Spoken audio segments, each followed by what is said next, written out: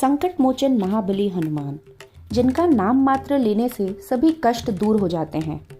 भूत पिशाच निकट नहीं आवे, महावीर जब नाम सुनावे।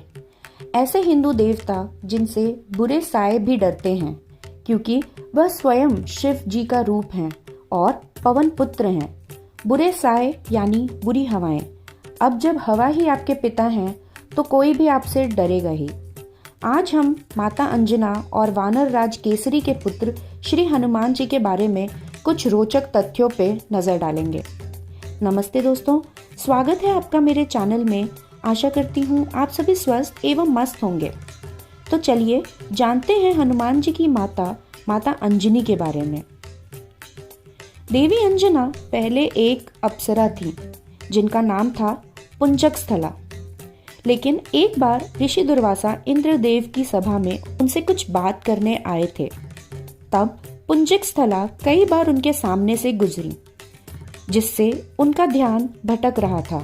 जिससे क्रोधित होकर दुर्वासा ऋषि ने पुंजकस्थला को श्राप दे दिया कि तुम्हारा जन्म धरती लोक पर होगा, और वह भी वानर रूप में। इसके बाद उनका जन्म श्राप अनुसार वानर रूप में हुआ और वानर राज केसरी से उनका विवाह हुआ। धरती पर उन्होंने कड़ी तपस्या की और वायुदेव के आशीर्वाद से उन्होंने हनुमान जी को जन्म दिया।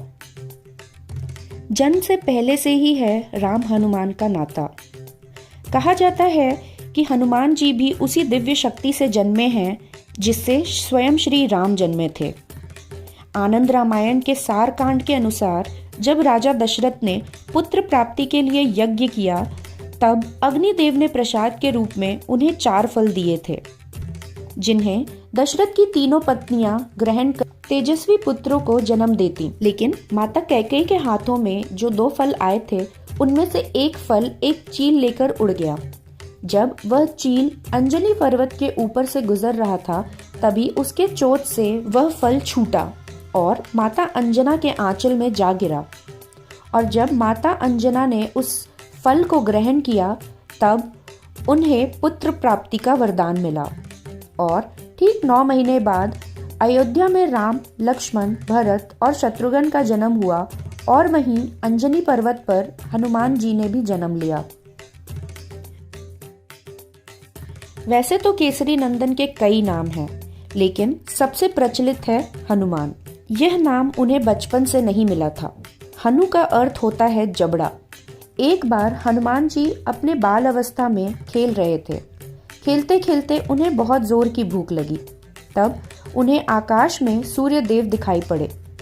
उन्हें देख बाल हनुमान को लगा कि वह कोई पका हुआ फल है। तब उन्होंने एक तेज उड़ान सूर्य की तरफ भरी।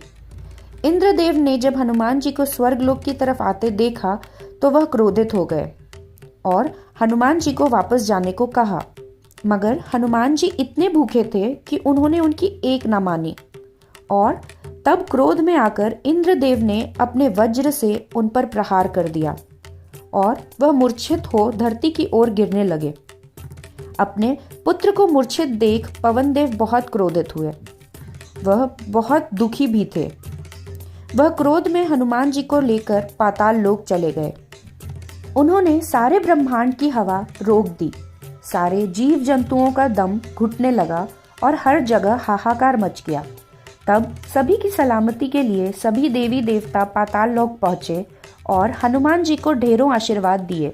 इंद्र के वज्र से प्रहार के कारण पवन पुत्र के जबड़े की हड्डी टूट गई, जिससे उनका नाम हनुमान पड़ा। ब्रह्मदेव ने उन्हें अमरता का वरदान दिया। जब तक पृथ्वी लोक है, हनुमान जी रहेंगे। और विष्णु जी ने उन्हें सबसे बड़े भक्त होने का वरदान दिया। यही नहीं, देवराज इंद्र ने उन्हें यह वरदान दिया कि अब से उन्हें कोई भी अस्त्र या शस्त्र चोट नहीं पहुंचा पाएगी। वैसे तो हनुमान का देह स्वर्ण जैसा है, किंतु आपने उन्हें भगवा रंग के सिंदूर में सना ही देखा होगा। तो एक बार वनवास के बाद माता सीता अपने मांग में सिंदूर लगा रही थी। तभी हनुमान जी वहां पहुंचे और उनसे पूछा, हे माते, आप यह क्या कर रही हैं? तब माता सीता ने उन्हें बताया कि ये सिंदूर है प्रभु श्री राम के अच्छे स्वास्थ्य और लंबी उम्र के लिए। तब हनुमान जी ने कुछ सोचा और फिर उन्होंने अपने पूरे शरीर पर भगवा रंग का सिंदूर लगा लिया। जब वह राम जी के सामने गए तब पूछे जाने पर वह बोले, यदि माता सीता के एक चुटकी भर सिंदूर लगाने से आपकी उम्र लंबी होगी तो मेरे पूरे देह पर सिंदूर लगाने से आपको कितना लाभ होगा। उनकी भक्ति देखकर श्री राम का मन प्रसन्न हो गया और उन्होंने उन्हें वरदान दिया कि जो कोई भी हनुमान जी को इस रूप में पूजेगा उन पे सदैव ही प्रभु श्री राम की भी कृपा बरसेगी। हनुमान जी को चिरंजीवी होने का वरदान है, इसलिए उनका जिक्र द्वापर के रामायण के साथ साथ त्रेता युग के महाभारत में भी मिलता है। महाभारत काल में हनुमान जी ने अर्जुन को वरदान दिया था कि वह युद्ध में पांडवों का साथ देंगे। वरदान अनुसार उन्होंने अपने आप को अर्जुन के रथ पर लगे ध्वज पर विसर्जित किया था।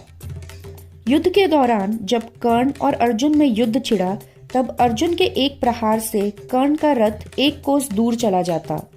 वहीं कर्ण के समांतर प्रहार से अर्जुन का रथ केवल एक कदम ही हिलता। और युद्ध समाप्ति के बाद हनुमान जी ने श्री कृष्ण को प्रणाम कर वहां से प्रस्थान किया। जैसे ही हनुमान जी वहां से गए, अर्जुन का रथ जलकर राख हो गया।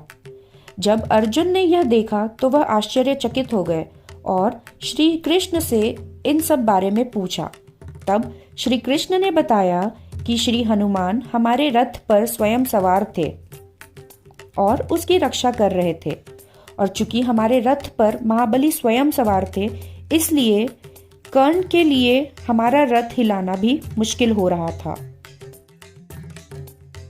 हमने दुनिया के अलग अलग हिस्सों में रामायण के अलग अलग वर्जन्स देखे हैं। कई सारे लोगों ने रामायण को अपनी तरह से लिखने और प्रस्तुत करने की कोशिश की थी। उनमें से एक था हनुमद रामायण। हनुमद रामायण हनुमान जी द्वारा लिखी हुई उनकी वर्जन थी रामायण की। उन्होंने अपने ऊपर बीती और अपने सामने देखी रामलला की कहानी को प्रस्तुत करने की कोशिश की थी। आइए जानते हैं हनुमद रामायण हमारे सामने क्यों नहीं प्रस्तुत हो पाया।